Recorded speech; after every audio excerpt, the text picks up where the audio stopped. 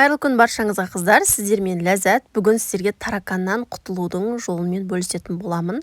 Енді менің каналым әрине рецепттерге байланысты, дегенмен әрбір қыз келіншекке қажетті болар деген оймен пайдалы ақпаратпен бөліскім келді.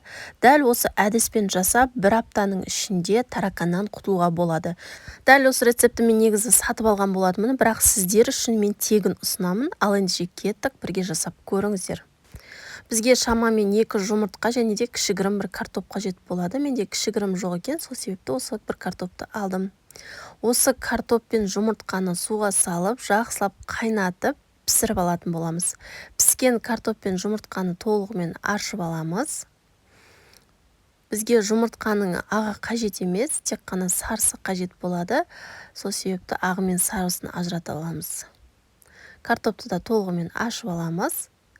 Мен картоптың кішкене бөлігін алып қойдым, өйткені мынау бір картоп өте үлкен болып кетті. Сол себепті кішкентайын алып қолдандым. Енді жұмыртқаны ақуызы мен сарыуызын бөлеміз. Ақуызы бізге қажет емес.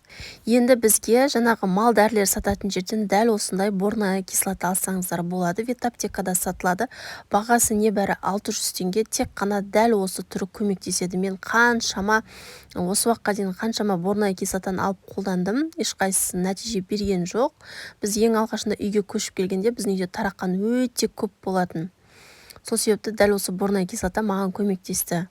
Жұмыртқамен жаңағы картопымызды жақсылап езіп, кішкене ғана қант қосамыз, өйткені таракан тәттіге келетін болады. Және мына борная кислотаның жартысын алдында қолдандым, бір аптаның ішінде менде жоқ болды. Сіздерге көрсету үшін дәл осы борная кислотаның тағы да тең жартысын салып, жақсылап араластырып езіп алыңыздар.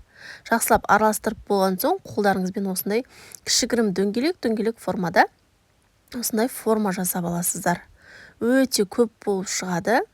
Дәл осы нәтиже 100% сіздерге пайдалы болатынына сенімдімін. Өйткені өзім өте көп тарақаннан бір аптаның ішінде мен толықтай тазарған болатын. Дәл осындай дөңгелектерді таракан көп жүретін, балалардың қолы жетпейтін, балаларға көрінбейтін жерге қойыңыздар. Өйткені бұл енді химикат болғандықтан балалар аузына салып қою мүмкін, өте қауіпті. Сол үшін жаңағы көрінбейтін жерге, ең барынша кухняның артына деген сияқты сондай қол жетпейтін, көрінбейтін жерге қойсаңыздар болады.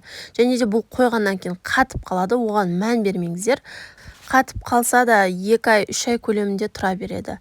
Ең бастысы дәл содан кейін таракандарыңыз бір аптадан ішінде сіздерде толығымен барлығынан құтылатын боласыздар. Дәл осы тәсілмен жасап көріңіздер.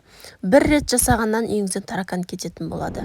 Сіздерге пайдалы болып жатса, лайк басып, каналға тіркеліп қойды ұмытпаңыздар. Назарларыңызға үлкен рахмет. Сіздермен болған Ләззат.